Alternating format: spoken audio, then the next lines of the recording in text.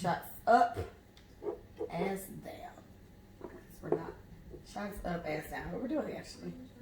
Cheers, love you.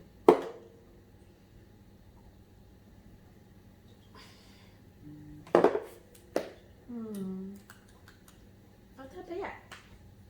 I'll take that out of You're gonna have to take that out. I'll let it. You'll be like, what was that voice? Was I? It's not that bad. It wasn't that bad. All right. Let's get it. Hey everybody, it's Lee, and this is Let Us Say It For You. Big Mike in the the podcast. And Big Mike is Mike in the house. Mike is dancing for you. Lee, how you been, girl? Lee, hey, how you been, girl? Take the roll. What? No, that was instantly. Take the what? Take the roll. I don't know. Let's Okay. You said, how been, girl? I've been in the crib just cleaning, girl. And you know what? My house is kind of messy as fuck. Hey, what you gonna do about that? I don't know. You see my couch pulled apart. Had to clean the house. Hey.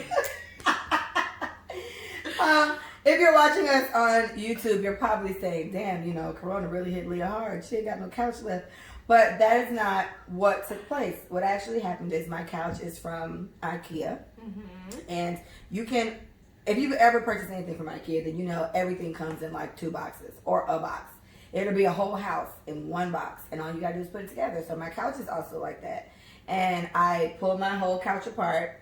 And it was like soaking in bleach because I have a white couch. I have a lot of white things in here. I like it.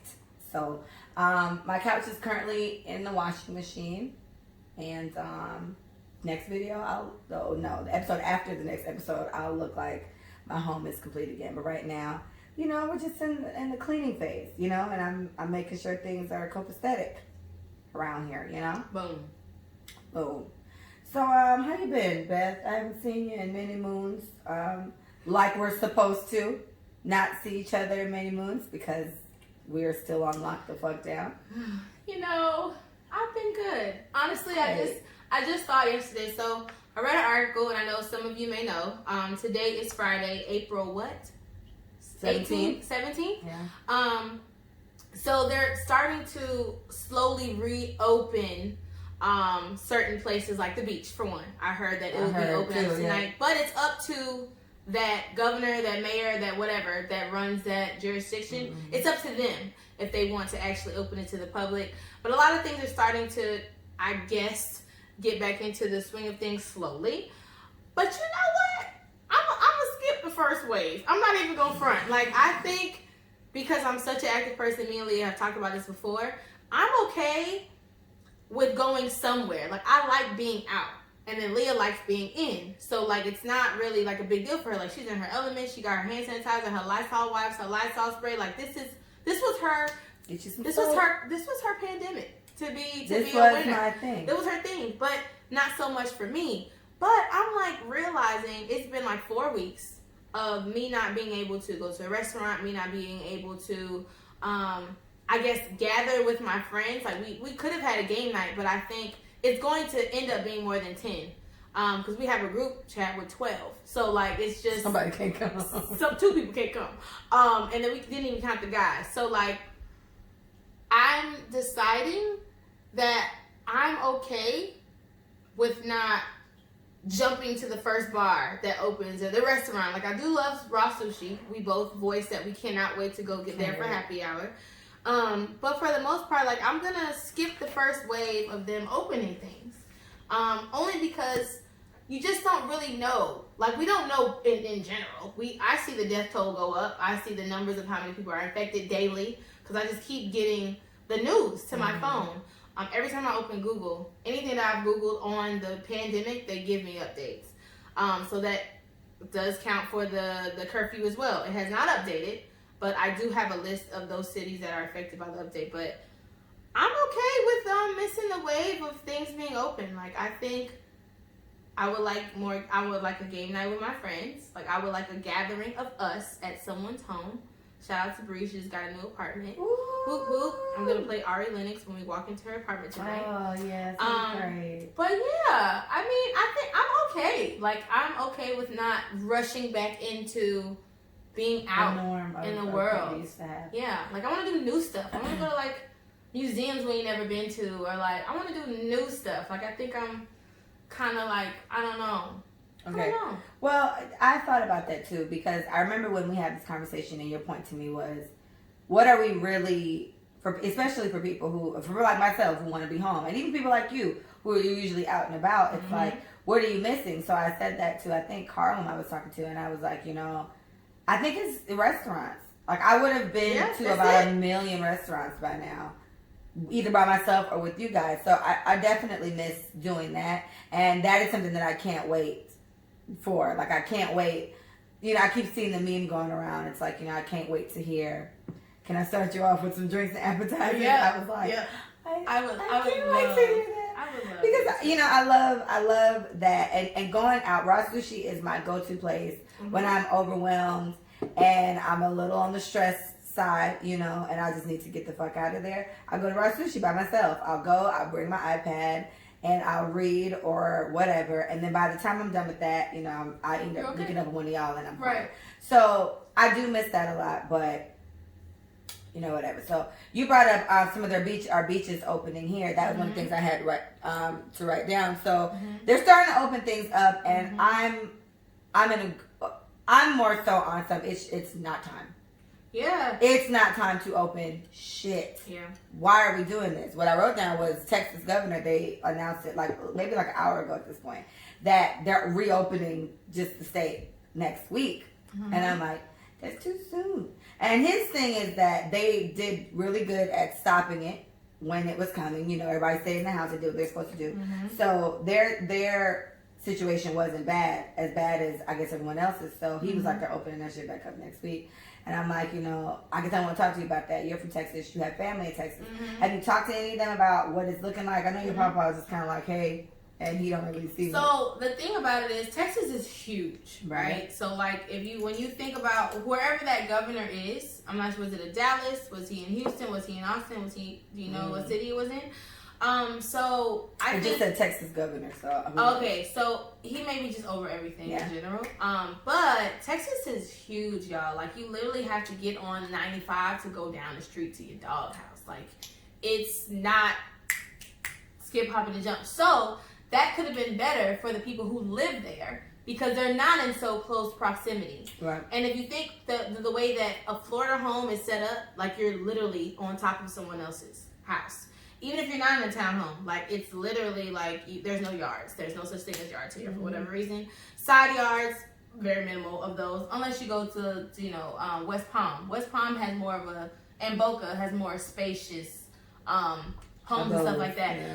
But my family, my aunt is in Austin. That's where she lives, and they have been giving fines for people disobeying. Like if you and also in West Virginia, where she was, they've been giving fines to people not following the rules. So I do believe that Texas, they very well can't open it up because if they were giving fines for people who weren't following the law. If someone heard, Eldris, he got $1,000. Not Eldris. Eldris got $1,000 fine for walking outside too close to a restaurant, so blah, blah, blah. So I think because they enforce certain consequences, it's like, you know what? Enough people was like, I'm not going to do that. Let me just stay home. Let me do what they tell me to do. Versus here, no one's listening. But yeah, in Dallas, like all of my family have been okay. Like I don't think Texas was heavily affected by the corona. Based on all the research that I've seen, Texas hasn't been one of the ones that are like high risk on the list.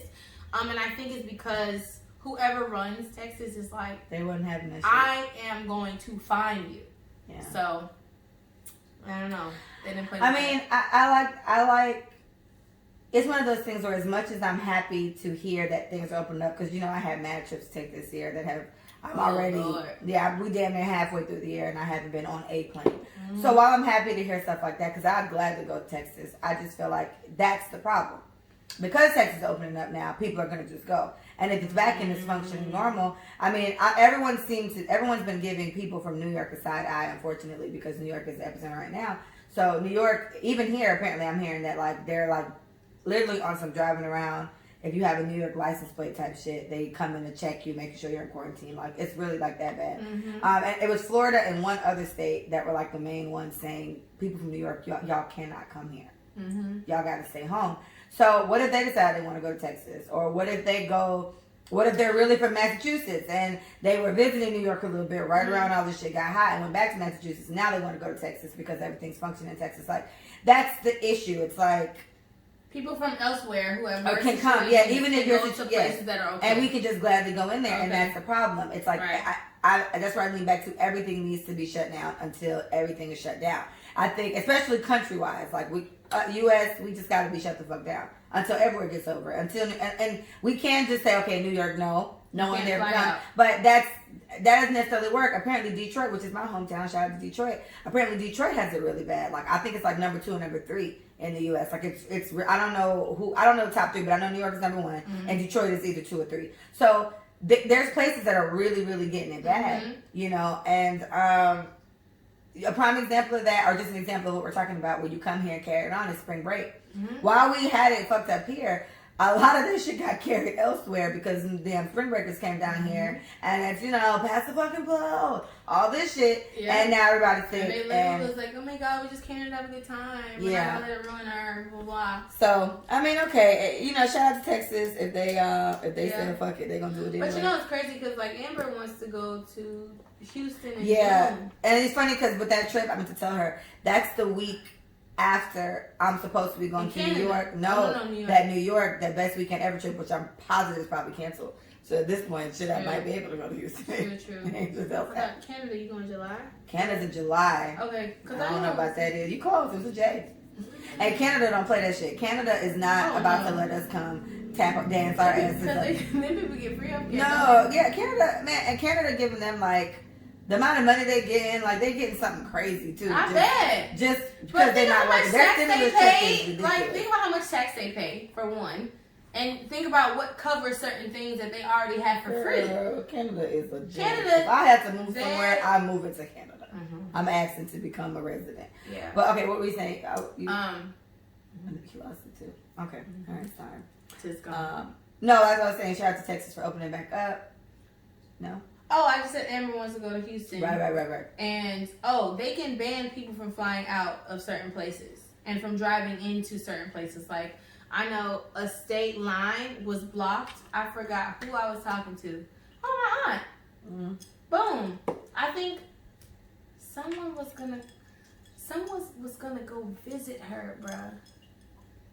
The state line, they weren't letting people pass a certain point, so you couldn't even travel by car. Like, cause you know people are like trying to get around like the aircraft situation. Yeah, you gotta get crafty when they start tripping. Because you can't fly, but like someone was trying to drive in, and they were New York. You cannot drive in. You can't drive into New York. Tarsha, boom. She wanted to go see her sister, who was not well and who has issues, and so. The fact of the matter is, we want to be with her because we don't want her to be alone. She is the person that is going to suffer. Anybody that's had an issue has been in the hospital for more than 2 weeks. Respiratory issues, elderly people, any medical situation happening with you, you are like high risk. So they were trying to like you know what? Let's just go up there and be with her because you know, like we can go to the store. Like we don't want her to have to blah blah. But like when her brother was going to like packing up the car and getting ready, they just passed what is it? It can't be a law, but they just passed a sanction, it's probably rule, some type don't come to our damn state. Yeah, you cannot come into New York. Shit is weird here, and we don't want you to add to it. So I do think that yeah, and this was 3 weeks ago. Yeah, it was 3 weeks ago. And New York has gotten tremendously worse. And this is right when it started. So, like, the first week, New York picked up. Because remember how many people fly in and out of New York? Yeah, often. New York is crazy. You know, like this whole melting pot situation. Yes, it is a melting pot, just as Florida is. But I think New York attracts way more people than I do think Miami does. Miami is seasonal attraction. Yeah, because, I mean, on any given day, I used to go to New York for the summer. Shout out to Shar. And on any given day in New York, there's a bazillion.2 people just walking up and down Times Square, the street. Yeah, and not even on some vacation type shit. That's just they live there and they're going to work. Boom. They're going to class, you know, or whatever. In and So out the New York, train. the places like that, they, unfortunately, they were like, it's like breeding grounds for something like this, you know, because it just it expands so quickly. That's what I was saying about Italy. Oh, I want to go to Italy so bad because I've been reading we about can still it. slide. And I think 4 years. 4 years from now, I would like to go to Italy. And Why 4? That's how long you think it's gonna take? yeah. Damn, bitch. I mean, I feel like Italy got effed up really bad, and I feel like Yeah, they're they need time to stabilizing get now. back to what they were. Yeah, they're stabilizing now, but think about how Italy is structured. Everything is literally next to each other. Like they live a different life. They live a minimalist lifestyle. I like that. You know what I'm saying? My hair been sticking to the back of the couch Because of the Velcro. Girl. So yeah, like if you think of places that were the structure of the place is beautiful and it's scenic, but it's very tight knit. So it's like people are living on top of each other, and this is their way of life, and it's beautiful and whatever, but it's not healthy when stuff like this happens. So exactly, I would rethink where you guys are planning to go for this year, because we are still going to Jamaica as far as we know in October. I think that it still gives everyone some time to figure out what's going on. Jamaica's been having a hard time, so it was doing fine. It was doing okay. No, it was doing okay because it was like cases of like 6 people died in Jamaica like this whole time, and it's like, oh, okay. But again, we got to remember Jamaica's small, so it's like 6 people here is way worse than 6 people here. You know what I mean? So that was the case, and then I believe it was Portmore or St. Catherine or I don't know, somewhere, some parish in Jamaica. They don't have states; they got parishes. In some parish there was like somebody got corona crazy, like a couple people got corona, and then all their asses left. So like they're showing like this highway they got down there, everybody leaving the parish, and I'm like, why are y'all letting them leave the fucking parish? Now they taking that shit everywhere else. I'm like, bro, please do not go see my granny. She is in Westmoreland. We all the way to the left. Just leave her old ass alone. Do not go see her. She'll figure it the fuck out. Like, I'm just worried. Like, and I feel bad for everybody. But you know how Jamaica. And my grandma is there, and I cannot have y'all dropping corona to my grandma's front door. Yeah. So Jamaica now the cases have gone up quite a bit once this mass exodus everybody fucking did to get out. Now corona it's in Jamaica a little bit more now. What I will give my little island credit for is that they did not fuck off when it first heard something coming up. They closed the border. Apparently planes no flights in and out. So they still got to battle it amongst themselves, right? And so it's just like, oh Lord, because all I'm thinking about is my grandma.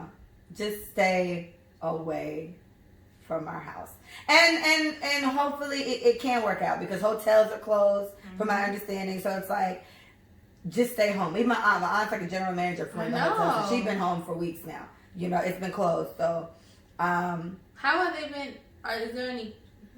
I mean, what you can't? Well, how do you work from home? Yes, exactly. When you do it, that's what I'm saying. It's so hard. Yeah, when you don't work. I did read something. It was like the Jamaica Gleaner or something like that, and they had their own version of like the stimulus or whatever, what they gave out. I don't know who getting high, but Jamaica money is weaker than U.S. money. So it's like, wow, we probably approved $5 billion for whatever. Jamaica was like $10 trillion. I was like, give us that money. I was like, oh yeah, I remember it's not that much money. Yeah. And I don't know how it was distributed or whatever. Mm-hmm. I haven't heard anything about my grandma getting anything. As far as I know, she still get money from us when we send it. So, so Social Security does not work the same in Jamaica. It's nothing like that down there. Totally different. Totally different situation. Mm-hmm. And to be fair, I don't know, because I want to say the cost of living, because in Jamaica, it's not in most cases, it's family land passed down. Like on my family land, there's 4 owners or 5 houses on the part of land, the bit of land that we have. You just pay property tax?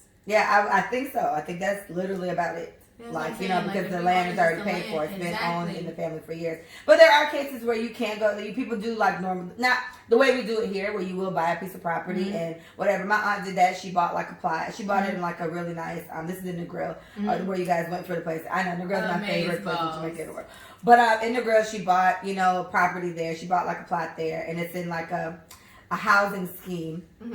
I don't know what we call it. I think we just call it a neighborhood here, but it's called a scheme in Jamaica. Anyway, so, and she bought property there, and she built her house there. She owns that plot, you know, of property, but it's not that big. It's just a really nice area because ultimately from her patio, she can see the ocean. But it's not like right there from, it's like over there. But that shit is still like beautiful. But either way, shout out to Stretch. Stretch came in here. He was like, because Jamaicans are reckless. So he's probably hearing more stories about them not acting fucking right during this quarantine situation. Like and then he said it's going to increase more because they just caught a bus going to St. Elizabeth with people who have the virus trying to run from Kingston. So that's the problem now. It's like they got it and they're trying to get the fuck out of there. But it's like, you're making it worse. So those who have corona and they're deciding to flee, right? Are they fleeing from the government because they're going to quarantine them? Like, are there people like, boom, prime example, this is a little out there, but try to stay with me. Monsters, Inc. Remember when the child got into the place and it was like, this baby can kill you. She touched you, you're gonna die. So then, like, they just start dropping from the sky and, like, you know, just like putting the light on everybody. And if you got a sock on you, they are mauling you, taking everything off of you that has anything to do with this disease. Blah blah blah. Like, are they following people? Like, are they quarantining people who have the coronavirus? How can they leave? Like, are there hospitals that are available? From my understanding of what it was like if you did fly into Jamaica, they putting you on like lockdown. I don't know if it's lockdown at the airport or if you got to go straight to the house. I would assume it has to be lockdown at the airport because the closest airport to us is in Montego Bay, and I live in Westmoreland, so that's with the good roads now. That's probably like an hour drive, maybe 40 minutes, whatever. So it's like, who the fuck is gonna follow me from the airport 40 minutes to my mama's house? You know what I mean? All the way west. So it may be somewhere near there where they're quarantining you right there. But how do they my thing is that can't be the case if there's a hot spot in Kingston and everyone's fleeing the fucking area to go somewhere else. Like, it can't be. And then my thing is, where the fuck are they fleeing it to go? Like, I got a cousin that lives in Kingston, so he could be fleeing to go to his mom's house in the grill. You know what I mean? Like, it could be something like that. So these people have it and they're fleeing. I guess, because that's what Stretch saying. Stretch saying they got it and they trying to get the fuck out of there because they got it. Trying to get like, where are they you already going? got it, yeah, and you're just giving it to more people. So these are the cases that I worry about. Yeah, and these are the things I worry about. I was giving Jamaica all the props in the beginning because it seemed as though they had it more under control, and now I'm hearing that it's probably getting a little out of hand. So it would just be one thing is they're strict on their from my understanding they're getting strict on they were from the beginning strict on like their what's the shit the you gotta be home at a certain time. Perfect. Thank you. They were strict on those, and it's just now where that mass everyone needs to leave. It's like, no, y'all should have stayed where the fuck y'all was at. And again it's hard. It's like but to me it's like it's the same thing happened here. New York started picking the fuck up and everybody went somewhere else.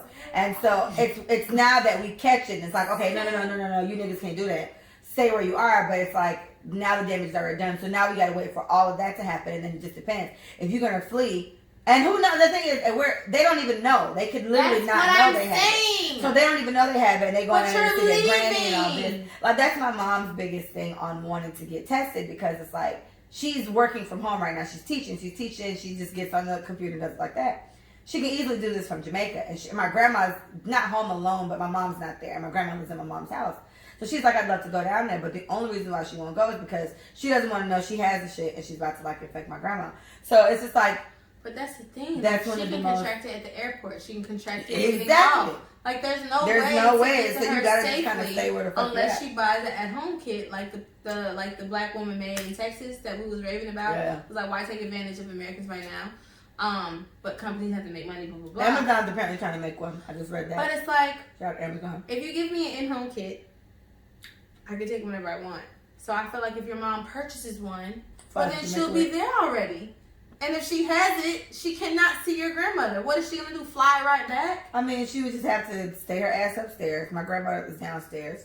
She'll stay her ass upstairs. Stay For away 14 from her. days. For 14 plus days. Because let's say you hit your peak at fucking day 13. But you still need a couple days for that shit to wear off. And then when are you not contagious So when anymore? is the 14 days is I've contracted it, I want to let it pass, or you have 14 days for it to show up.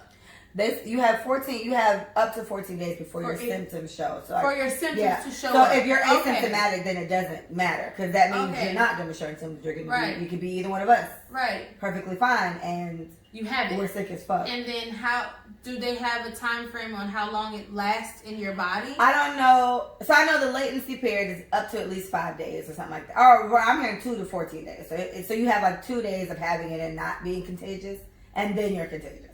And so I have it, then just talking to you. So you just contracted it. Yeah, you're fine. You're fine. You're fine because I'm for like a day or 2.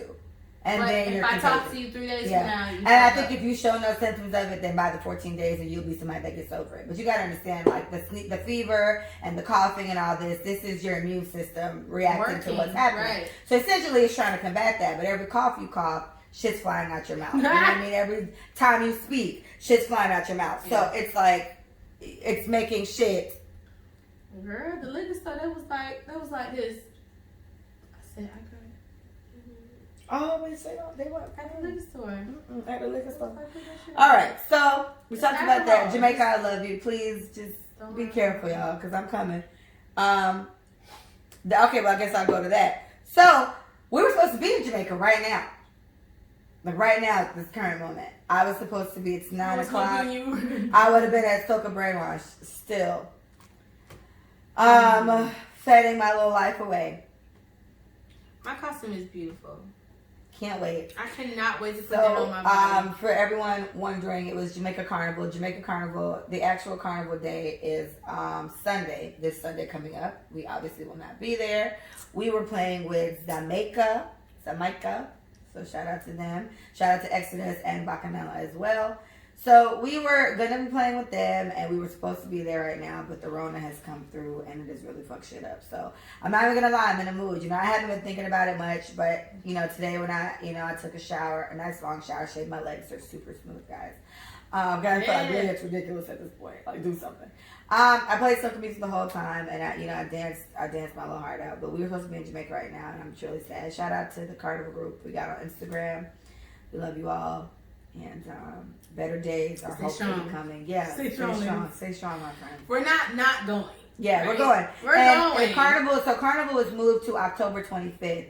Jamaica Carnival, and Miami Carnival is in October as well. So if all goes well, they'll both be in October, which would be interesting. Because I told a friend of mine, she asked me to play Carnival with her, and I was like, sure, no problem. But now it's like, damn, the same month. But I'm like, hey, whatever. Let's do it. Especially if this shit really slows down, like at least by August. Like it's done by August, something like that. You know how lit everything is about to be for the rest of the year? Like, it's going to be crazy, but it's going to be scary. Because it's like, are we sure it's really done? So really quick. Is it really finished? When Obama was in office and Ebola popped off, why didn't they shut everything down? I don't think it was like this. It couldn't have been. They said Ebola was bad. Like, don't you remember hearing about it? I remember hearing about it, but I think it's the death rate of Ebola. Like, Ebola is like, Corona, there's an 80%, like most people are surviving from Corona. Mm-hmm. With Ebola, both people are dying from it. So that's why that shit is like, it's worse. But I don't think it was like, I don't think how easily transmitted this was. Yeah, right. It's not, it wasn't easily transmitted. You're right. So they compare that to influenza. Influenza and Corona are comparable as far as like deaths and the contraction, but it's easier, period, for Corona. Everyone's catching it faster than anything else. Uh-huh. And they compare to influenza, which happened in 2005. Don't quote me. I literally just heard that. I'll Google it. Look up influenza. Thank you.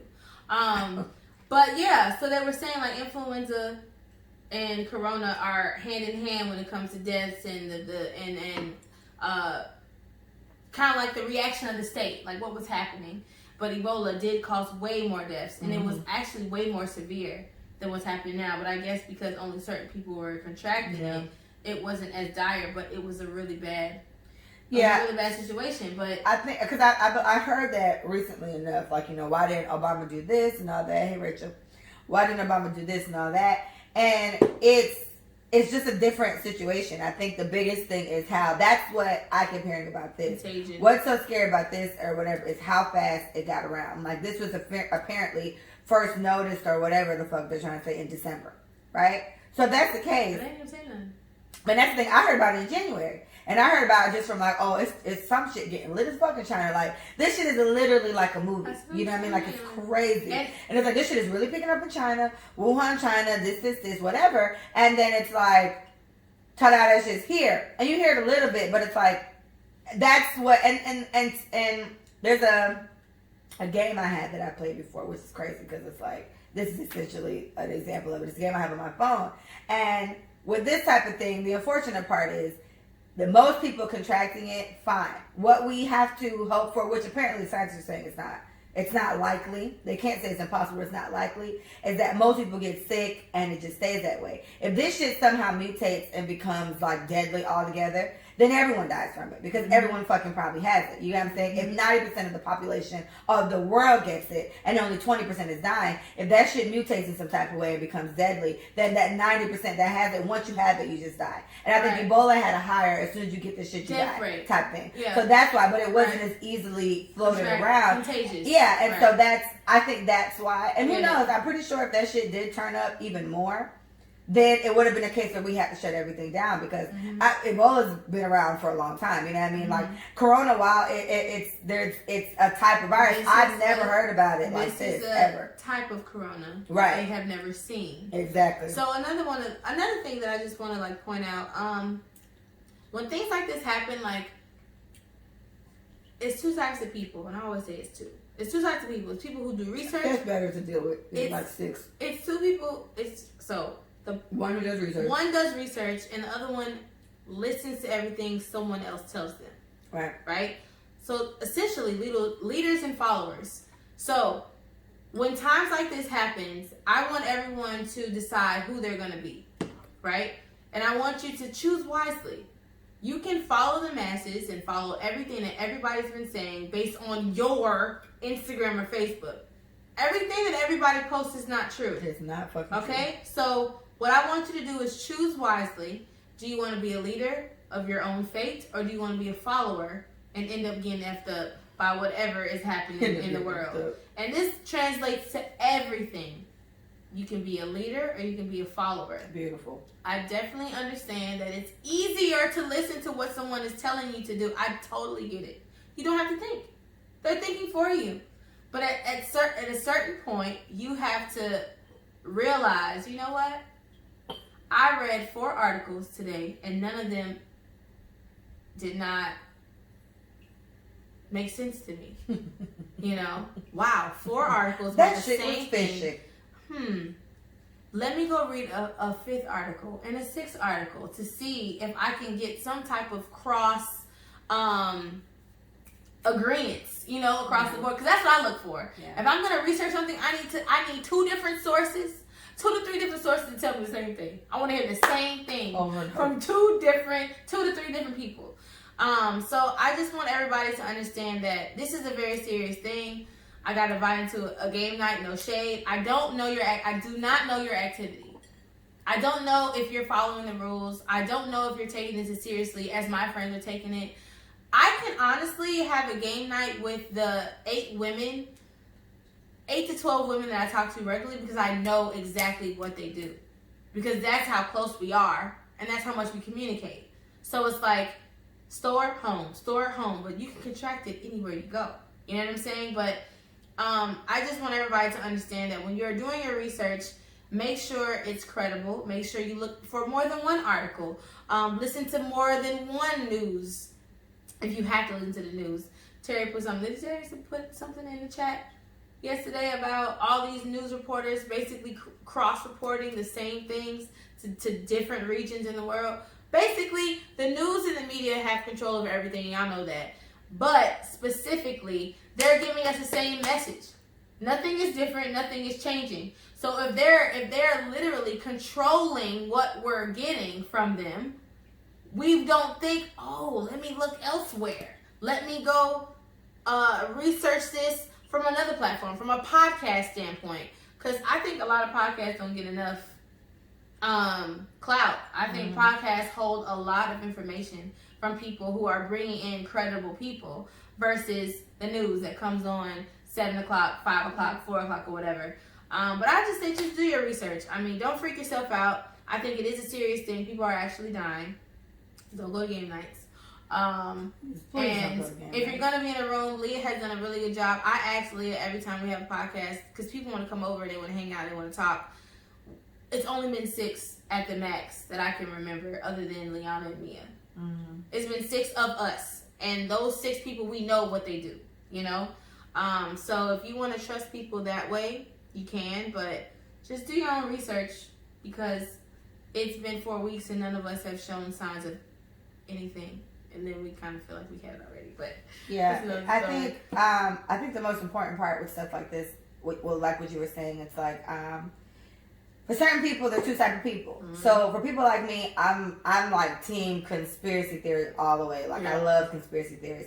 So because I like conspiracy theories, most people who do, we go looking for the conspiracy theories, which trains us to just listen to another point of view automatically. Mm-hmm. So most conspiracy theorists are the investigators. We want to go see. Let me go see what they say. Let me go see what they say. Mm-hmm. And this honestly to me kind of matches up about how you may be in life in general, right? Mm-hmm. You hear one story, you just one side of the story, you just kind of roll with it, or you hear one thing from one person, you just kind of take it, you know, at face value.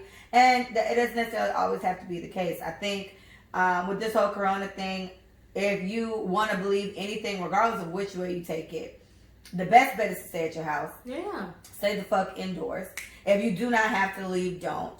Me going outside now is weird when I go outside. Like, I haven't driven my car since last week, which is just always so, because now driving my car is so weird when I have to actually drive it. It's like, damn, it's strange being in this bitch today. So, you know, I think that's the main thing you can take from it. Stay in the house as best as you can and don't be a part of the problem, because even when it comes to that, it's like, I have to, my mom is in her 50s. So while she's not elderly, she old. And I just feel like I don't need anything necessarily fucking with her. Yeah. So when we do the podcast, for us to have to do it anyway, we do it this way. And for me personally, at the extent, I'd probably come with one more person. And that kind of just be it. Because just passing by, having to stop at the liquor store, me having to go to Publix to get food, anything you do, you can contract it that way. Mm-hmm. And I'm not as worried about me, thankfully. I don't have any underlying problems that would make it that way. Mm-hmm. But my mom, and she doesn't either. But my sister has asthma. That's a respiratory problem. Yeah. So it's like, these are things I have to keep in mind. Right. And I just don't need, like, Corona getting rubbed off in here consideration nowhere. Of other people that you live with or may have to, like, interact with on a regular basis. Be thoughtful. It was a nurse that was actually going off because the media was dragging Corona before they knew exactly what it was. They're just going on and on about just, you know what they do. They heighten the level of what is it? Like what? Security. They heighten the level of, it's like this, like, it's dire. Everything is changing. Everybody just panic. They heighten the level of panic. That's what I'm trying to say. The media heightens the level of panic so that people do a certain thing. Like, they know how to make people go buy a bunch of shit they don't need. They know how to make people panic. And so the nurse was saying, look, you have to spit on me for 15 minutes for me to even contract the Corona. It's not as simple as people are making it seem. If I walk past you in Publix, I passed you, you have a mask on, okay? Spit on you for 15 seconds. She literally was like, for 15 minutes, you have to be in a certain area for a certain amount of time. You have to touch a certain thing. You have to wipe your mouth right after. You have to rub your eye. Like, you have to do certain things to contract anything. So what they keep saying, wash your hands, keep your hands off your face. Don't touch your face. Don't touch your face, like wear your mask, whatever. They've been saying those things because it's as simple as that. If you wear your mask where you go, there's no need to touch anything. To move it up, you're still not touching your face. You're touching your mask, right? You literally have to put your mask down, put it underneath your chin. You're an idiot. Everybody who does that, please stop doing that, because you're literally touching your face and you're removing your mask to put it underneath your neck, which has already been exposed to whatever, and then you put it back on your nose. and then you spit everywhere you did when you took the please just, I know it's annoying. Please, my mom said that. She was like, your mask on. And having to wear hers just to go to public, so they definitely turned her No, away. yeah, and they will. So, and having to wear hers, she was just like, in a little bit of time I had it on, those masks are so uncomfortable. And she was just like, wow, I can only imagine what the healthcare professionals feel like. It. I don't know if you've seen those pictures where, like, they have marks on their face, and it's like, oh, shout out to Brie.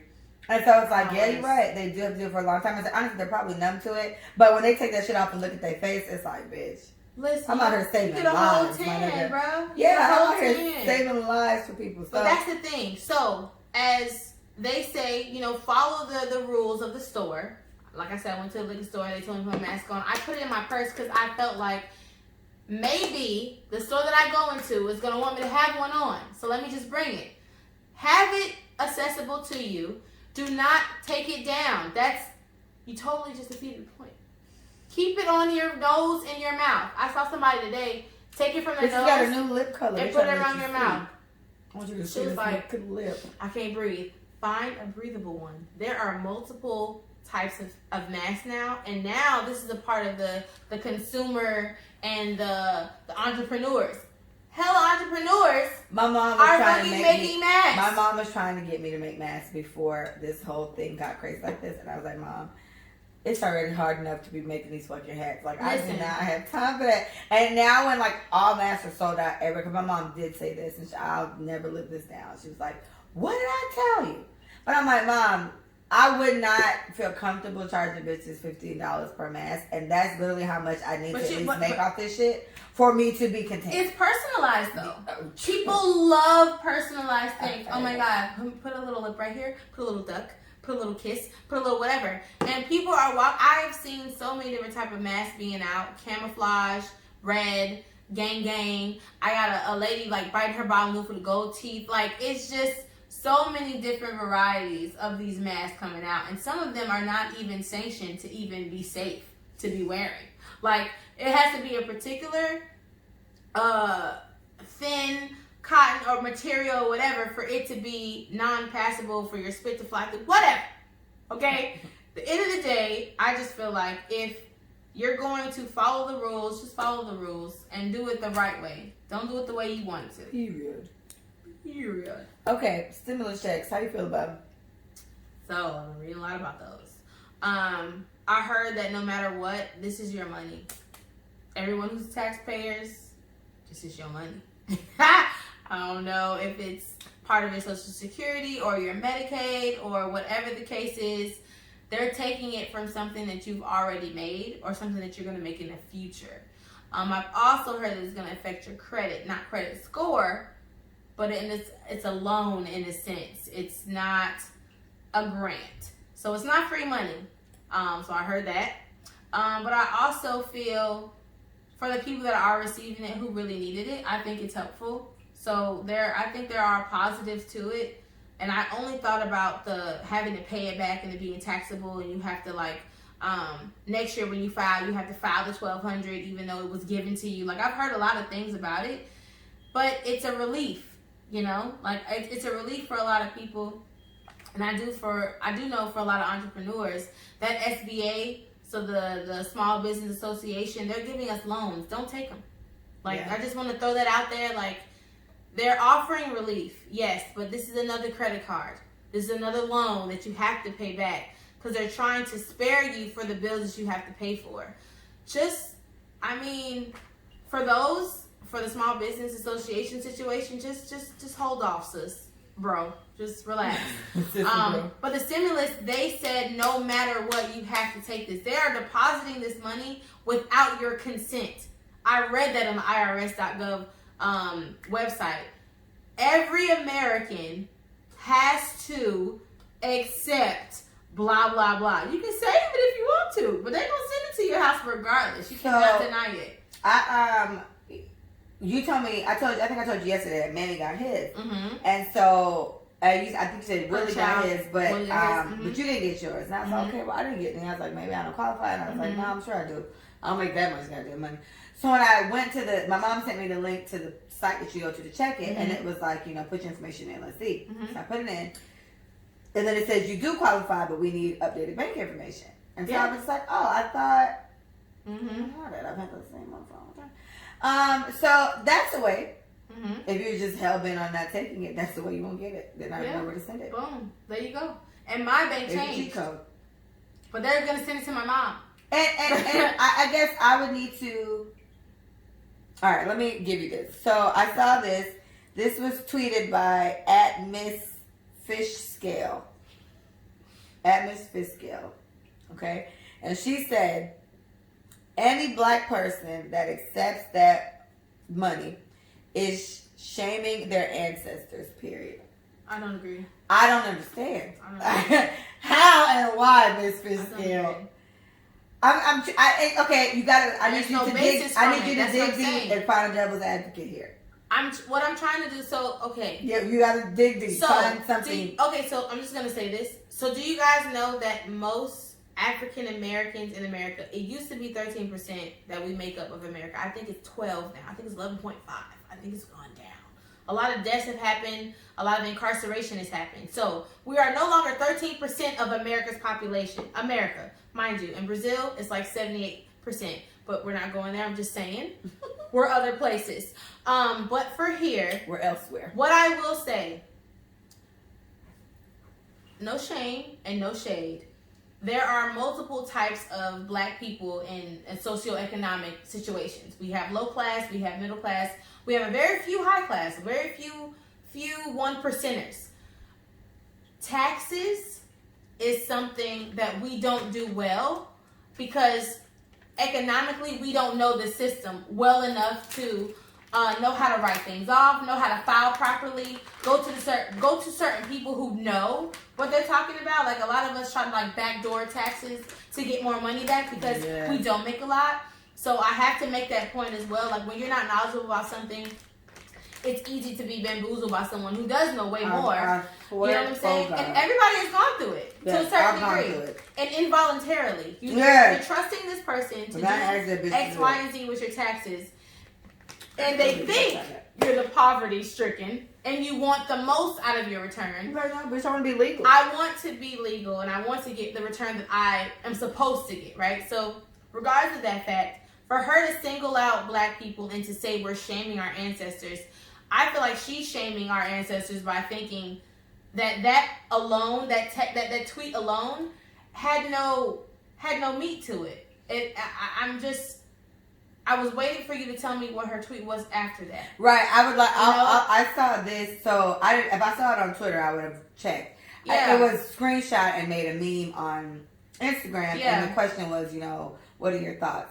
So my thing, thinking on another level, because I've even seen a meme that says if you I don't want to hear anybody who qualifies for that 1,200 saying 1,200 ain't shit. You get what I'm saying? Because it's like there's a certain amount of money that you got to make to not qualify for. You have $75,000 what you need to make to not. So if you qualify for that, you don't need to be saying 1,200 ain't shit. And honestly, they were giving us fucking $300. Thank you. Any money that I'm getting that accounts just to helping my situation out, I'm here for it. Yeah. So there's certain things I can see where it's like this is shaming ancestors. Mm-hmm. I'm not seeing how this is one, because if anything, just along the lines of what she's saying, I mean, black people were promised 40 acres and a mule. We never got that shit. Never. To me, any type of reparation. Any type. And even with this, apparently, like I don't know anything about the stimulus check. I honestly didn't think I was getting one, because I didn't think I was getting it, but I do qualify to get it. So I was like, all right, well, check out that shit. And all I'm doing with the shit is saving it. So it's like, all right, let's put it away. But thanks, for it. And my thing is, we're owed so much anyway. I don't see how this is shaming our ancestors. If anything, I would see this as thanks, I guess, but it don't even really count because everybody fucking getting it. And so that's what I'm saying. So when you throw that in the mix, African Americans are always trying to woke African Americans, conscious African Americans, blacks, Negroes, colored, whatever you want to classify us as. We're always trying to just undermine, belittle, just go along with the narrative that we just don't know what we deserve. We don't know what we should and should not be getting. We don't understand anything, right? And for a very low percentage of the 11.5 or 12% of Black people that are in America, I do believe 0.5% are in poverty. And I can even say 3% are in poverty out of the 11.5 or 12%. Of those people, there is an 8% that are either low middle, or high class. Meaning we understand economics. We get taxes. We understand blah, blah, blah. My thing is, if every single body in America, if every single body in America has to receive it, you cannot deny it unless you don't change the bank information. No. They find a way by sending it to the last address they have on file. That's how they get you. Mm-hmm. My bank account changed. It denied it. They're sending it to my mother's house. All right, let's split then. So I'm gonna get it. I'm not worried. But you had to have made $75,000 to not qualify for the full $1,200. Yeah, that's what I'm saying. Because I heard you still get something. But do you know, after like this, you make $75,500, right? Every 100 is $5 deducted. That's it. That's it. So if you make 80, so you keep going. You keep going up to the 100. $99,000, which is what most doctors make. They won't get anything. Because by the time you get to $99,000, it's already gone. I'm not giving you anything. So they don't qualify at all. So if you make $99,000 a year, you don't qualify. Period. $75,000, it starts to deduct from the $1,200. So you might end up with $2,000, right? People who make commission $3,000 a check, $6,000 a month, you only make $50,000 a year. You close to $75,000 if you get $4,000 for compensation for making those sales, right? So like you may not qualify for the full thing, but you're gonna get some. But my thing with her is everybody always says we are making our ancestors roll over in the grave. And for this particular situation, Black people didn't sign up for it, right? We didn't go out and say, we need money, we want this. America says we need it because they see a need, right? So if anything, we're appreciative of what we're getting. I cannot not take it. Yeah. Like, this is not something I have control over. Well, what if we did? What if we did have to sign up for it? What if it wasn't an option? What if I could just literally go put Leah, my social, and my address, and that's enough to just say I want it and send it to me? How am I shaming them from that? But once again, so that's a good point. So that's a good point. If I ask for it, it's because I need it, right? And I'm not. And if we're going based off of just need in general, everybody needs money. Even people who have hella money need money to a certain degree. You want to do something. You have a project. You have a product you're trying to push. You need investors. You got to put up something to get something back, right? Everybody need money. So I hate. I'm trying to find a way to agree. Because it's hard. I hate that it went there because we're always blamed for receiving handouts. And this is a handout. America, all of y'all got a handout. You got a handout if you needed it or not. This was a forced handout because economically we are all struggling. Okay? Things are not open. Stores are closed other than essential places. Economy has gone down. It's low to the floor. Stocks have gone down. Meaning, not Amazon. Did you hear about that? Of course. Amazon's doing so. What you said? Amazon's net worth is $1.1 trillion. And it's $1,673 to get a stock. Girl, on Amazon right now. I got $7 in my stock buying power. Me too. I ain't got. That's all I'm buying. But I was thinking about Disney, y'all. I'm gonna get Disney. Honestly, you probably should. You know, Disney stay lit. It's just not lit right now. They put shit in the this is the second time. I'm sure Orlando Disney's closed, but I read it like in Cali, like for maybe like last month. That was the second time they had ever closed, like ever in history. How crazy! And that's Disneyland. We're worlds in that land. Yeah. How crazy is that? They have the world's largest roller coaster, Disneyland. We should go. I'm not going on roller coaster. I definitely think we should make that a thing with the kids. But so 2 weeks ago it was $91 to get a Disney stock. Now it's $103 to get a stock in Disney. That's still $300 lower than what it was when this shit started. So, if you would like to invest in Disney, this is the lowest it has been. Yeah. Just saying. But overall, you know, handouts in general, I think they want black people to be so proud and so just proud. I think proud is the only word I can think of. And I'm here for it. I'm here for it. Don't take anything from these people who took everything from you. Yeah, I'm here for it, and I understand what you're saying, but I think there's a level of it comes with anybody. It comes with this situation. It comes with relationships. It comes with work, whatever. There's a level of humbleness that I think everyone needs to still have, because if you need the help, you need the help. If you need the advice, you need the advice.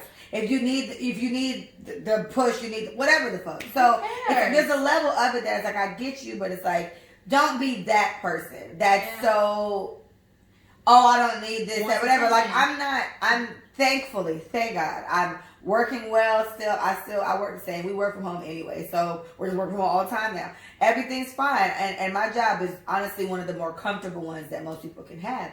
But this $1,200, like, there's things I can do with it. So it's like, I'm literally, thank you, because I kept debating. It's like, I either pay off on these credit cards or save it. And my thing is, I'm going to save it because I'm saving mad money, not going to these restaurants that I miss so much, and I'm not letting Fashion Nova take hold of me. I ain't paid for gas, and I don't even know how long. We're actually so saving. There's so many things that we're saving, and I am a queen at that type of shit. I would have spent this much money on this. I would have legit spent about $200 at a restaurant. It's the 17th. I'd have been at 60 times 4 is 2,400. If you went to a restaurant 4 times in a month, you would spend $240. That's because you easily spend $60 when you go one time. Yes. So you know what it is? You saved $200. And I've done that with a few things. And what I've done, I guess we can push it to that. What I've done in these situations, good ways to save money in these things is calculate what it is you would have been spending. So Michael just did the math. And you said what? 260? 240. Put 240 away. Now, to be fair, I have to account for the fact that I'm grocery shopping wise. I'm literally spending like every week. I would say damn near $200. Like, I'm not even gonna lie, because we're all home, and it's not just me and my daughter anymore. My mom and my sister live with us now, so it's more of us here. So we gotta account for the extra milk, the extra food. You know, me and my mama, we fit bitches, senior and junior. So we drinking green juice every day. You know, so we have to account. Yeah, and healthy shit is pricey, but it balances out there, but it still doesn't balance out because still I would my Mini Cooper is good on gas too. To fill my tank, it's like $35 with the highest gas. I use premium plus the highest one. Yeah, to fill my tank is $35 too. That's how much to fill my tank. Yeah. And so either way, it's like so much can come from this $1,200 that I just feel like I just wanted to understand where she was coming from, so I can be like, okay, and this is why when I saw it today, I can't wait to ask Michael because maybe she'll find it because I'm not finding it. It's only the handout. It's the handout that black people keep receiving things from the government based on their socioeconomic status.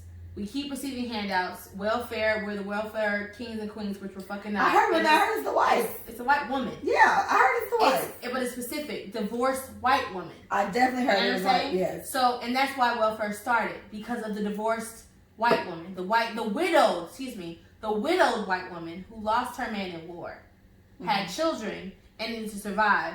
So they put her on a time strain. It was not however long she lived. It was like 3 years that she needed assistance from the government before she got on her feet. Yes, we OD. Black people, y'all ODing. Y'all are ODing. I'm sorry. If it was up to me, if I run for president, everybody's only on welfare for 5 years at a time.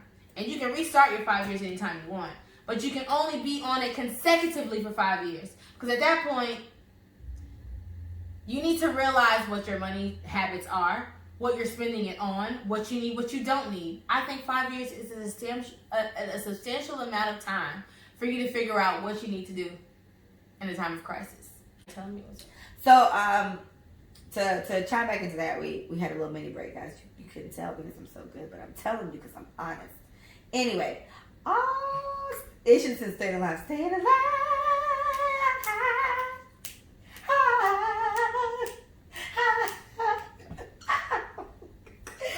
Michael found the cutest avocado shirt, and she's buying it, and I'm trying to coerce her to get it too. I am gonna get two. It's out of stock, but I'm gonna get. Wait, you wait till we come back. Okay, well I'll wait. Anyway, so to turn back into, so I was trying to play devil's advocate for everything that Black people have been through, right? Welfare, and what I was saying is that I have very basic knowledge of all the assistance that comes in. I was on WIC, or I did get WIC or qualify, however you WIC. I had it. Mm-hmm. Right? And it worked for me. The best benefits for me was that I did have insurance when I was pregnant with my daughter. So I went and I paid my copay. And some lady there, she was like, why don't you sign up for, WIC or whatever? And I was like, yeah, I don't need to. I'm fine. I got the money, whatever. And she was just like, well, you're paying like what? $25, $30 copay every time you come here. She was like, but it would be free. And I was like, well, shit, it would be nice to say $25. And then she brought up the whole thing about delivery. Like delivery, while you're having your baby and everything's great, it's like, the delivery itself is expensive. And this is just if you have a normal whatever. If you want an epidural, I thought she told me the number, and what I said to Michael was, my mom got an epidural with my sister. And, my mom is, a big money bag. So they were like, oh, the epidural will be $2,000 something. My mom paid for everything cash, like, for her whole delivery process.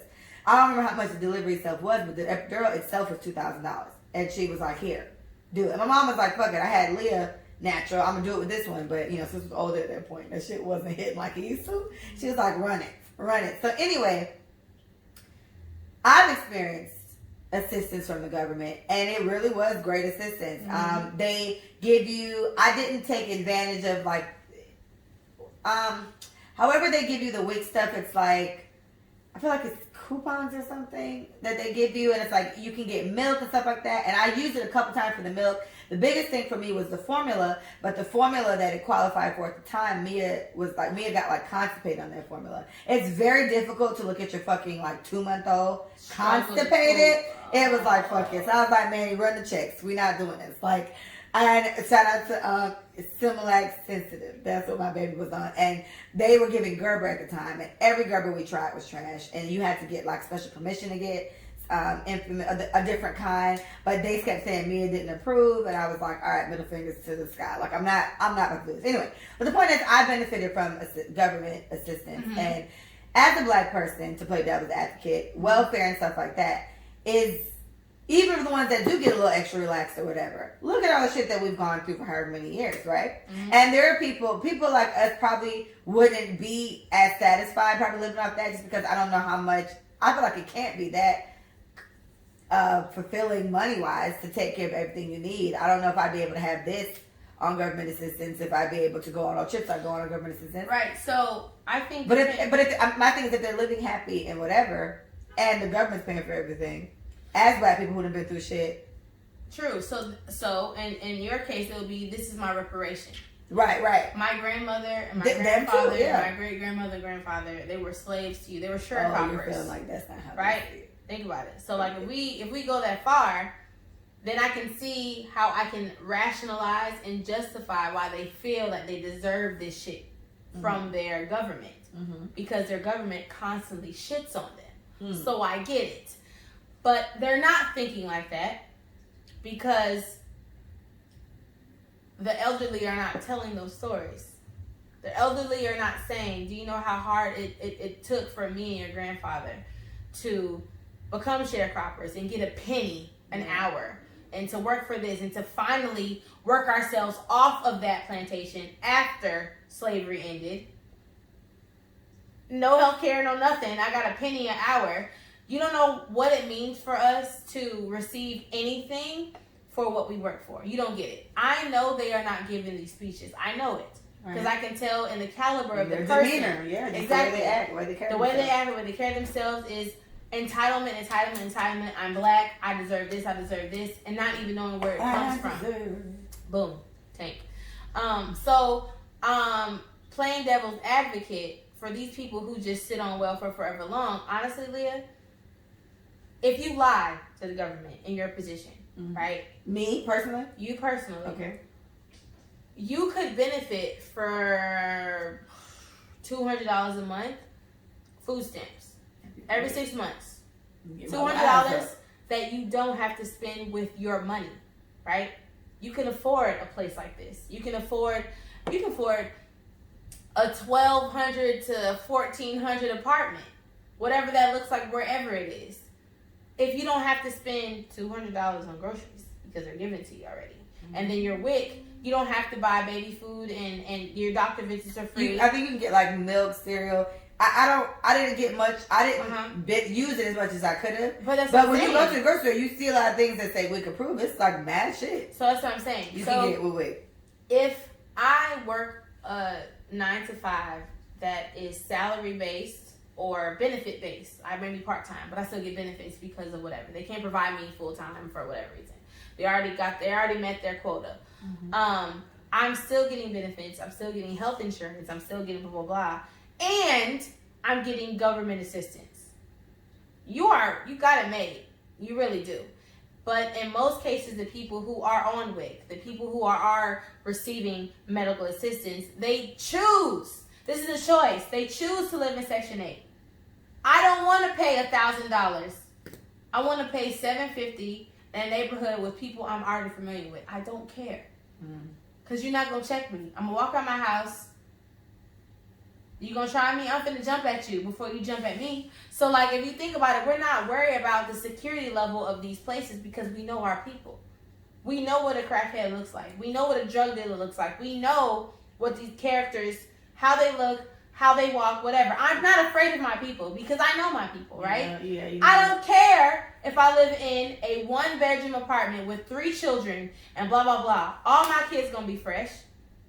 To death. We gonna have groceries for days, so all my kids fed. I may work at Walgreens overnight. I may work at Best Buy. I may work at Century 21. I may just work at a regular retail place. And no, I don't make enough to not qualify. I do qualify. I make $17.50 an hour. I qualify as fuck. I qualify, and I'm part time working and getting $17.50. Part-time, 20 hours, $17.50. That really ain't shit. You know what I'm saying? So, I do understand where the devil's advocacy comes from, but what I also want us to like point out is that we're choosing to ride the coattail of the government because it's easier. And I know it's easier because all of the other discrimination laws that are in place. So, I feel like every time I give us something, I have a reason why we act that way. Corporations keep shitting on us because of the way we talk, the way that we dress, the way that our hair curls, if we have dreads or not. You cannot come to work with a fro, right? Like, it's just so many different things that I can counteract why people decide to be like, fuck it, government raise me. Government support me. Because no matter what I do, you're always going to make it my fault to why I can't succeed. So why try? Right? I'm not trying anymore. I keep having hella babies because you keep giving me $800 in food stamps. Thank you. Because you won't let me be anything than what I am right now. So if I go to the defeatist mindset of Black Americans, they're defeated. Nothing that I do is going to make me do better than what I'm doing now. Because all you're going to expect from me is what I'm giving you. Or what you think I want, or what you think I deserve. But I already fell into that narrative. I don't think I deserve anything more than what you're giving me. So it's like a cycle. That's what I'm saying. It's just like a vicious cycle that keeps going on. And I'm saying they don't have enough examples of people who've made it out. People who make it out don't come back. Like, it's just like this Jim Crow fucked us up. Like, I have to just go right back to Jim Crow. And I know human beings, you have a choice to do right and wrong. We all know right and wrong at age 6. I'm not even going to front. 6 years old, your ass know what no means. And you know what it means if you do this because there are consequences. 6 logic starts to happen. So everybody got 5 and 4-year-olds, be a little lenient. It just takes repetition. 7 times to do something and they'll get it right.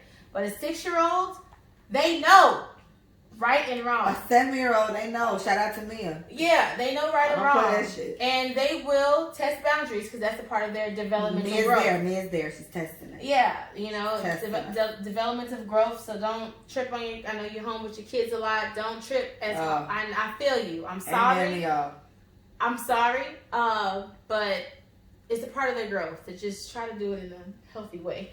But anyways, like I said, Leah, like I feel like to every devil advocacy that we have for Black Americans, we can have a justification of that, of what they're going through and why they choose to act the way that they do. It's just unfortunate. It's the way that we are. It's the way that they've made us. It's the narrative that we subscribe to. Right. That's that part, yeah. They're not allowing us, and we're not allowing us to get out of that narrative. I think it's easier to just do what you're expected and to not do what, you know what I'm saying? Like, and what we've talked about for different topics, but it applies to this as well. And my mom just said it today, which was so funny. It's like, you can't expect people to miss what they've never had. Expect them to know what they've never seen. Expect them to crave what they've never heard about. So it could be that same situation. It's just unfortunate.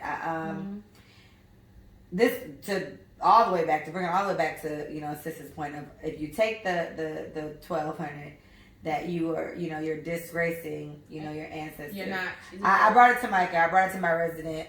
She knows what she's talking about, Black person, and she can't really find a reason for it either. And my thing is this: I'm fortunate enough to not be in dire need of it, but even still, thanks. Thank you. Yeah, because my thing is, I have shit that now if it's a situation where it's like requesting it, not even request, I can't even say that. If they said you can request it, I would have still requested it for free. But if it's a situation where I knew it's between me and like Sis, and Sis really needed it, then that'd be a situation where it's like, I don't need it that bad. I don't need it that bad. But everybody needs extra anything. Yeah, but if it's like, so I'm not getting her point. I'm not trying to, what I'm going to do is I'm going to look her up on Twitter, because if she's made it on Instagram with this, then she's definitely probably got a lot of retweets from that. And I would like to see what her rebuttal was. People usually clean things up after they, did it. And, because people want attention. People want attention. And she damn sure got it. And they want adversity. They want to be the person that doesn't agree with everybody, because the person that doesn't agree gets everything, right? They get everyone's opinion, and they may not even give a fuck about the conversation. They may not even care about the topic, but they cannot wait to be opposing, right? So like, you say some outlandish shit that you know is gonna give you some type of attraction, some type of cult, some type of clout. And that has no weight to it. I cannot wait till you research that. Yeah, I would like to see what she said. It doesn't fucking make sense. And I know African American historians, and I've talked to them enough to know that this shit, what she said, your ancestors are rolling over, bitch, everybody's getting it. I can see Umar Johnson feeling like, I can see him agreeing with that. I can see him. He wouldn't. You know why? He's a lot. No. I don't know how you feel about him. Listen, but I've seen too many fucked up things with him. I hear you. I can see him. I can see him agreeing with her, saying, "No, your ancestors are rolling over." Because he wouldn't say that, because it didn't apply to Black Americans. They did not say every Black American, excluding every other ethnicity, is getting $1,200. They didn't say that. Every American. True. Umar would not go hard unless it was a direct hit to the Black American people. He wouldn't do it. He was like, all right, everybody on Section 8, I know y'all about to eat this shit up. He would say that. Yeah. Right? He was like, you know what? All right. Hey, Mom, don't go out and buy J's. Hey, Dad, actually enroll your kids into 2 classes at private school. Do some beneficial shit. But he is not going to come for the Black community on some your ancestors rolling over, because they just single us out. It's not just for us. Mexicans getting this shit. Asians getting this shit. Argentinians getting this shit. Because everybody in this bitch who's a part of America, who's been here longer, who got a green card, who pay taxes, are getting it. It's not about us. So stop trying to make it always about us. All right. Shit. Fuck. All right.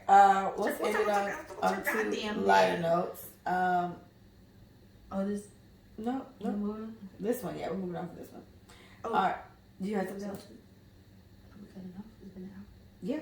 These last 2, this will sum this one up, this episode up. So, did you see Diddy's dance-a-thon thing that he did last week? Or this week, like J-Lo last weekend, and Cardi B and Drea and Lizzo. I only saw Cardi B's, and I was like, I didn't even see Cardi B. So I didn't see J-Lo and her man? the dance-a-thon. I saw the after things of it, but what I caught wind of was all the controversy going around saying that when Lizzo started to twerk, Diddy stopped her from twerking. Like what he did was he just say? like, no. Stop. So yeah. Please stop. You probably said that. No, he didn't. I listened to it. So the thing was that he made Lizzo stop twerking, but he didn't let Drea stop.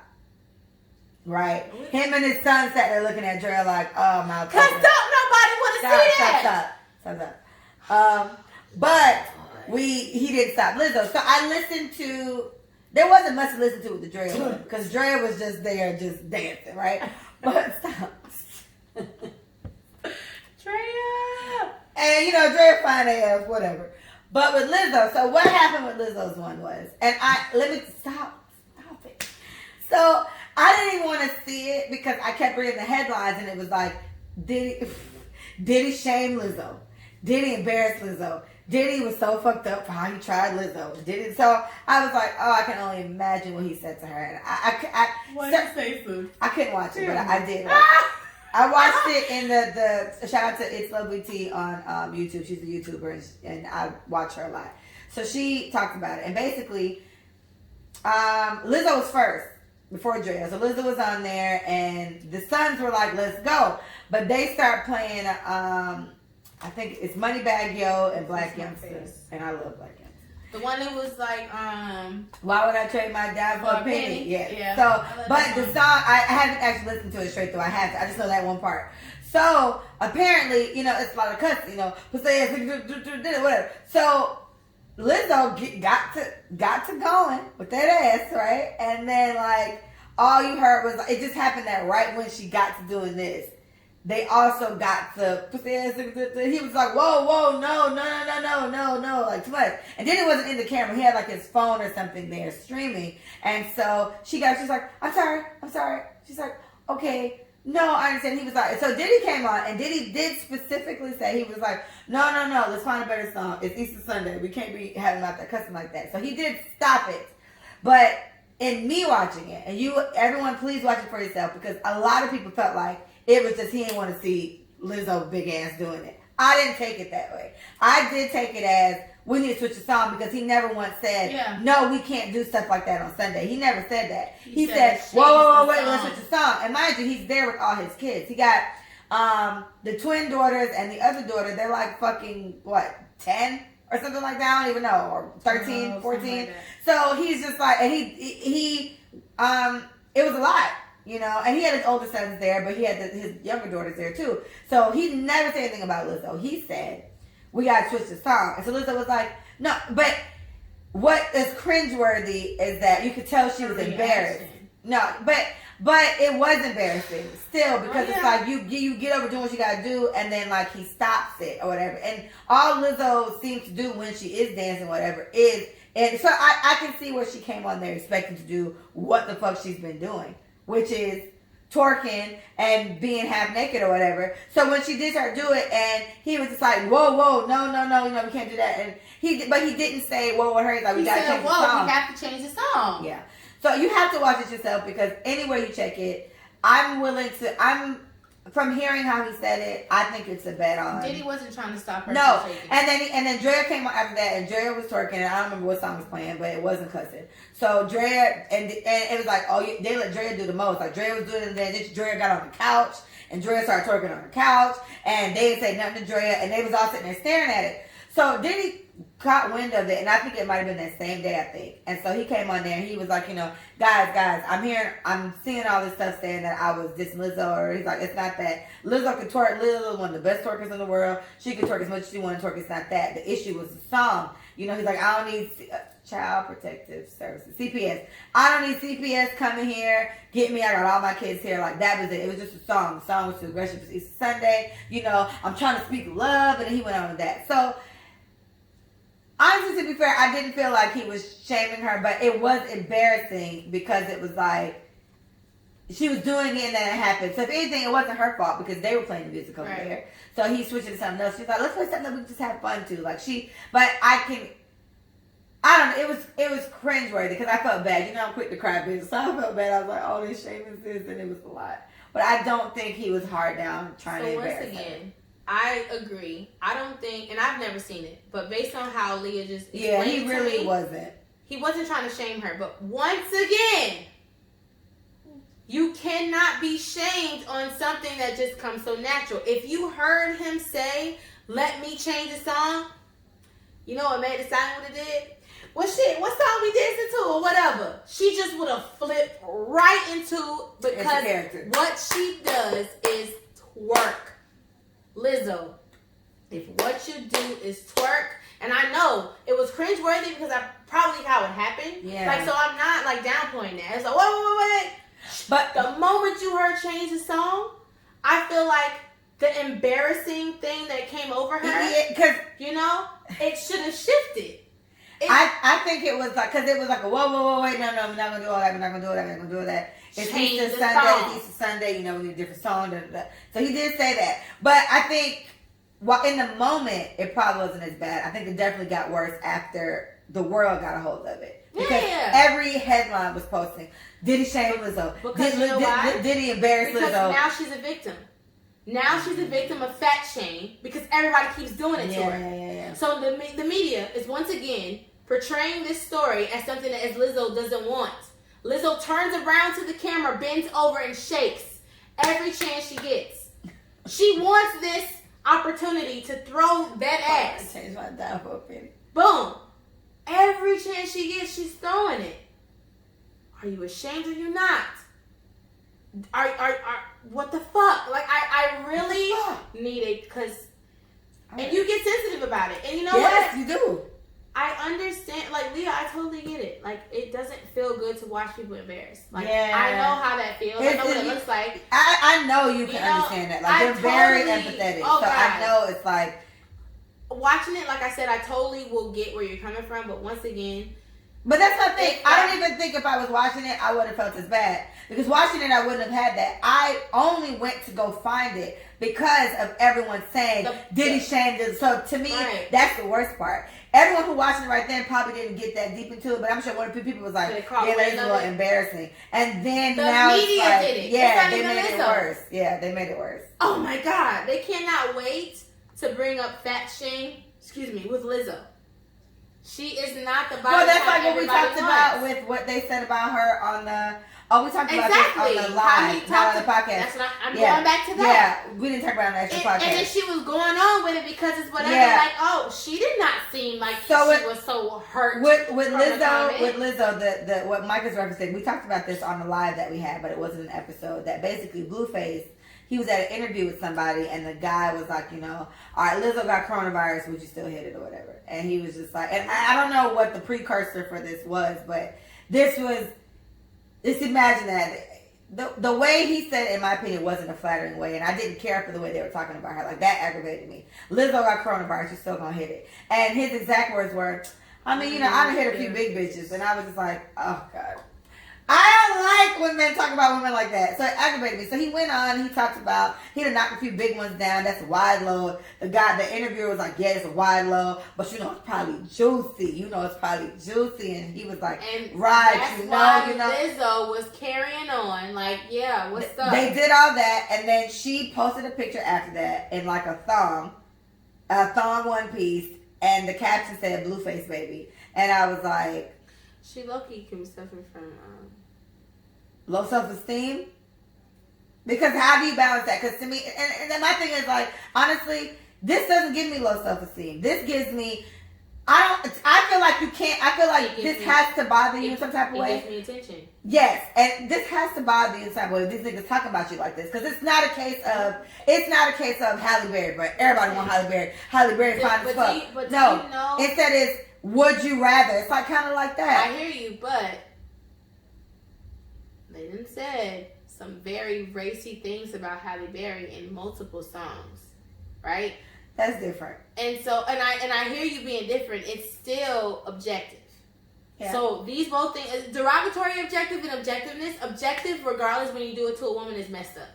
So when you objectify a woman based on what she looks and what she appears, it's objective, right? Shout out to Josh. Josh is saying that controversy is great marketing. It's a great way to get attention, and it's true. Yeah. And so maybe that's what she's feeding into. So my thing is, if you can't beat them, join them. No matter what, I'm gonna be the big girl that everybody always talks about. She knew that going in. I'm sorry, she did. She did. It's the truth that she has to live with, and it's the truth that most big women have to live with because society is what runs the way people think. The media controls the way people react to things. We just got done talking about the media. When it comes to Corona and every other pandemic, are you going to do your own research or are you going to believe everything everybody else says?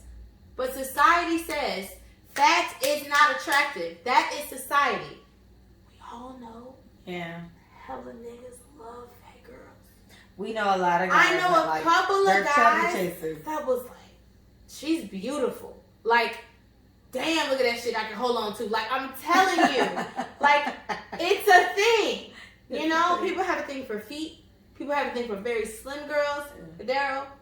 Sorry, name drop. He does. Cordero likes slim girls. He has a thing for very slim girls. Like, slim, everybody has a preference.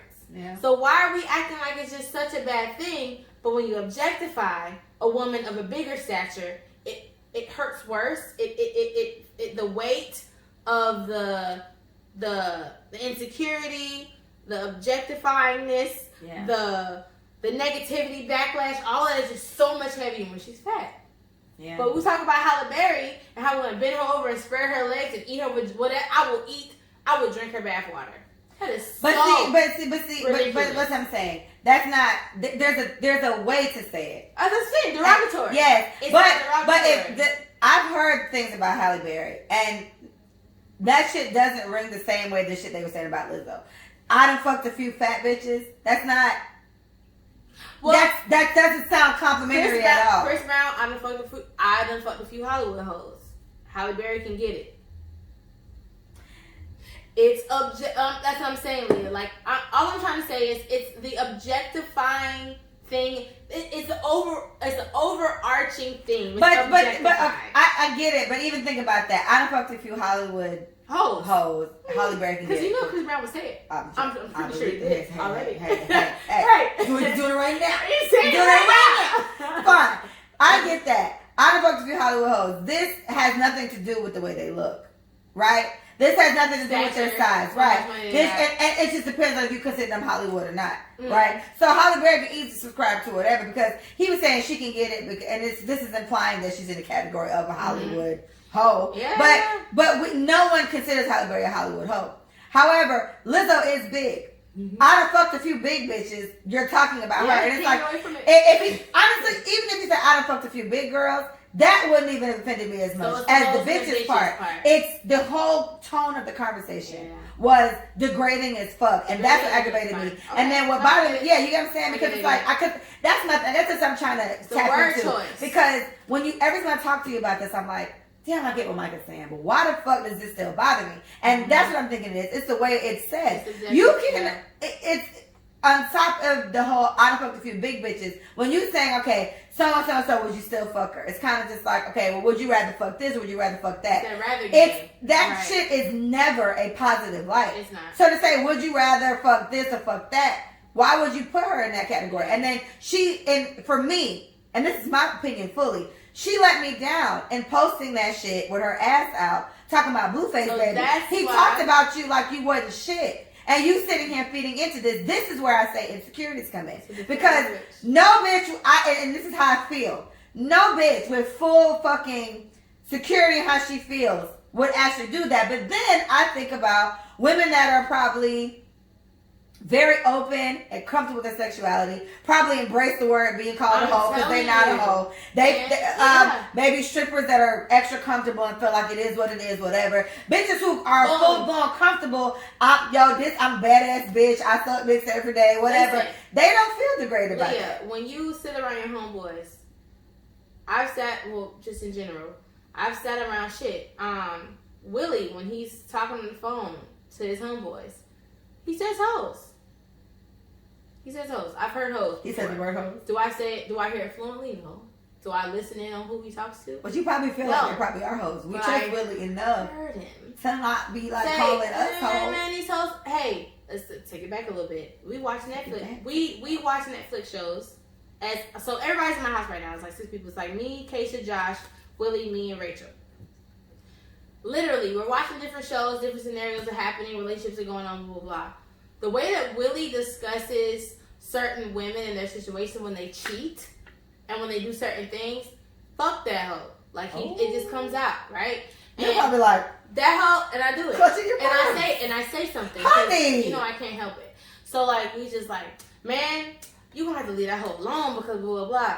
That bitch ain't blah, blah, blah. I'm telling you. An upstanding young man of society and Willie Stafford is talking like this. So now it's terminology, right? So it's all what you're used to in your culture. I call you a hoe, you call me a hoe. What's up, hoe?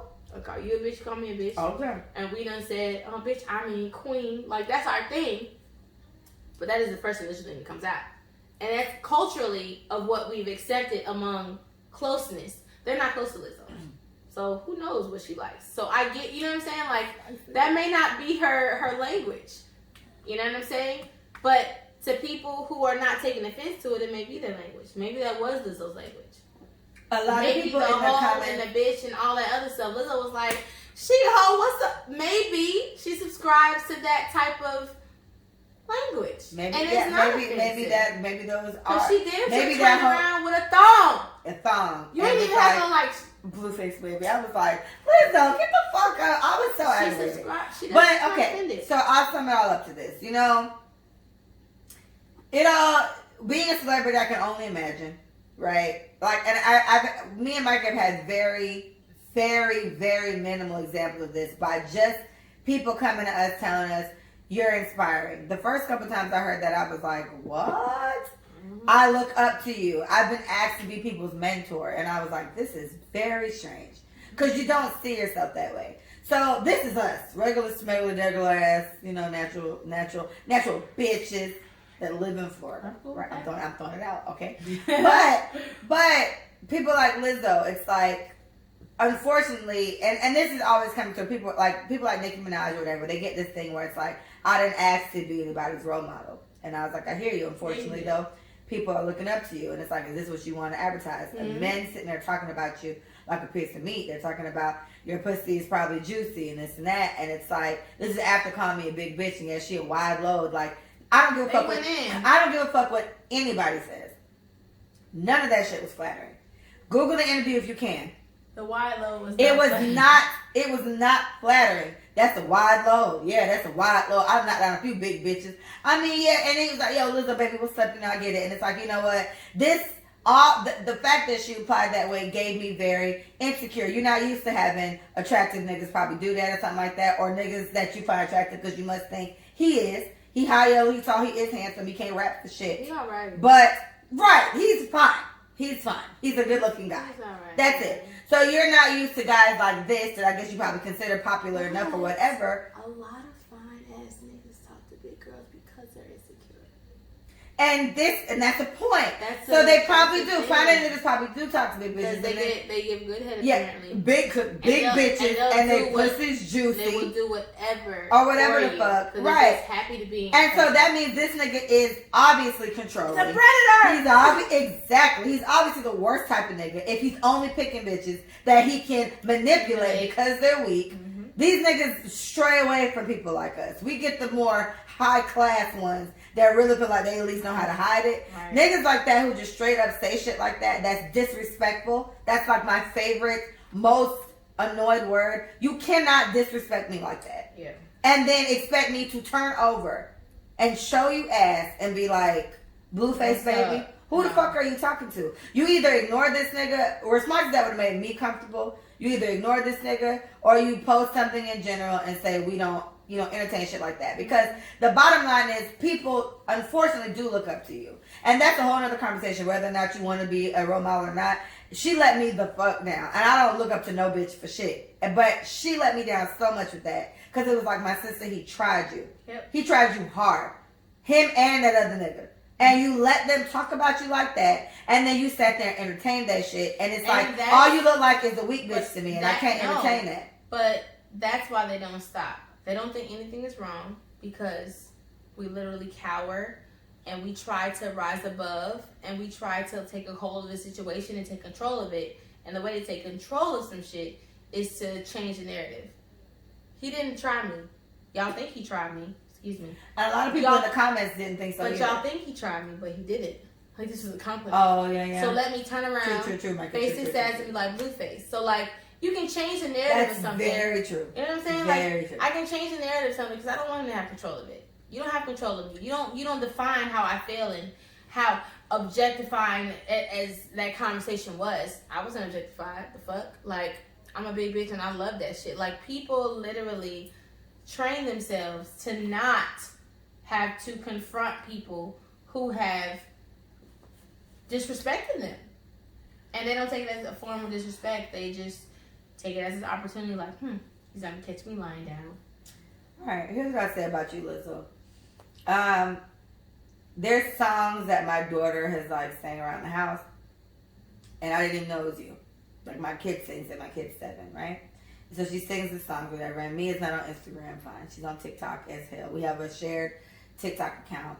And I heard someone, Jillian Michaels, the fitness trainer she had beef with a couple months ago or whatever, and she made a point to say, why are we praising her weight?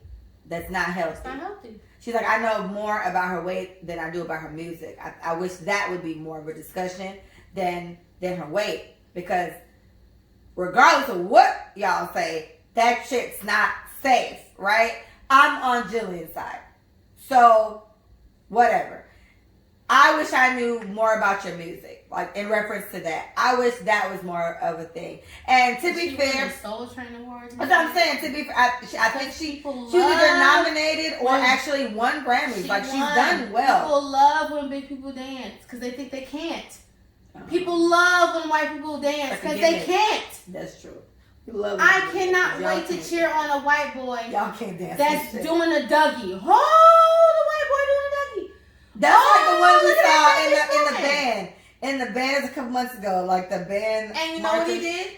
The right thing. He was like, you know what? I can't give any credit but to the history of the band that I play for and what they stand for. Because he's black. He's just white. Oh. He can't take credit for some shit that he knows ain't his because he's really black. He grew up in a black neighborhood. So he don't know nothing. He don't know shit about privilege. He don't know shit about privilege. He's been fighting to get his spot on the black team for the longest. He don't know shit about privilege. And when they finally got his ass up there. Oh my God, homage. Homage to homage, like literally slavery. Woo! Yeah. All right. He was in it, but like I said, like I do truly feel the psychological thing that happens. I am going to psych out the people who think they're trying me, and I'm going to rise above. I'm going to be the person that I wasn't going to be. I'm not going to be weak. I'm not going to cry, especially women. God damn. We always have so many masks on. Mask off, nigga. Fucking mask off. Hey. Anyway, I think, and to answer that, I feel like, and you know, I have to be, because I'm just going based off what I feel, what I see. I think it's kind of like one of those things where I don't have to go around saying I'm a real ass bitch all the time. I feel like it shows. Go show. Yeah. I don't have to go around and say I've never claimed to be the baddest bitch. However, I do feel like I'm attractive. I don't feel the need to go around saying that. Beyonce don't say shit. I think if you think I'm fine, you think I'm fine. So it's kind of the same thing with that. Exactly. Like you just kind of ooze that. No. And I feel like when you have to go around constantly trying to say that or prove that, I feel like you're more so trying to prove that shit to yourself than anybody else. Because what's the fuck? I know. I don't see the need to do that. So why do I do compensation. it? And I feel like that's probably what Lizzo goes through. And the insecurity, I feel like I'm with you there because I know that idea of, well, he did this, so I'm not gonna let this. I'm not gonna let him rule me. Yeah, I'm not. But you essentially end up doing it anyway. Yeah, because you did the ass thing. Let her would have done it, and maybe in a just literally simple nuances would have made it a little bit different. Just the way she sat, maybe a different outfit, a different setting, or said something until acknowledge him like I get it. Yeah, I'm wide load. Watch your mouth next time. Yeah, like or Grammy award winning wide load, something like that. That would have been the way to take what he said and not let that power control you. But sis fucked it all the way up. I don't give a fuck. I'm over it, Lizzo. Stop doing that shit. Like, that aggravated me so much. Hey, like I said in the last episode, pick a side. Pick a side, Lizzo. She's gonna be on them. Anyway, we're ending this episode on a very Jamaican note. So, the official Twitter for New Jersey, right? Like, I'm assuming every state has official Twitters. You know, they check mark, they register. The official Twitter for New Jersey, it was like 2-3 nights ago, they tweeted just out of the blue, nothing, Wagwan. And I was like, a Jamaican got hold of the Twitter. That's funny. Whether they got fired, I don't know, but I thought that was hilarious. And I said, Mom, guess what? Someone in New Jersey tweeted Wagwan. She was like, where? On New Jersey's actual Twitter. But Jamaicans are everywhere. So in the comment, I put mad Jamaican flags. There were a few other Jamaican flags. Big up to us.